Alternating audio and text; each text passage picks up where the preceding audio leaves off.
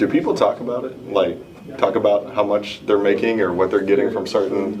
In the locker room? Yeah, or anywhere, just in casual conversation. I mean, shoot, they probably talk about it with their families. Yeah, and their but close friends. yeah. Nah, I feel like that's something you want to keep to yourself, really. Nah, I mean, I really don't talk about it because it's a weird conversation to have. Like, oh yeah, how much you making? Like, it's kind of strange. So we just stay away from that topic.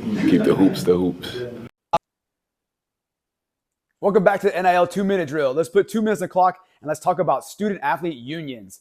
See, you hear a lot about unions for the players in college sports. However, you just don't hear a lot of college athletes talking about that.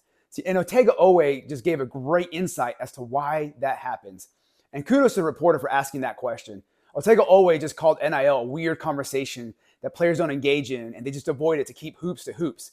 And so there's a lot of talk about collective bargaining or creating student-athlete unions, especially as legislation is being drafted or in discussing making athletes employees.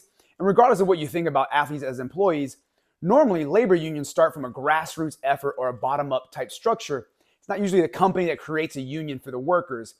It is harder to trust a union that's built by a different entity. So it's going to be harder for the players to actually trust a union that's built by a third party.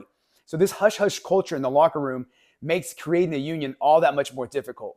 If players view their teammates as competitors for a finite pool of NIL money rather than partners in a labor force, a union is dead on arrival. And a starting quarterback in the SEC is a lot different than a student athlete there on campus for fencing. Just completely different athletes. And can you have a union when the members won't even talk to each other about their paychecks? And can a union survive on a foundation of awkward silence? And until the money stops being a weird conversation, then it's going to stay as an academic exercise for people that are not student athletes.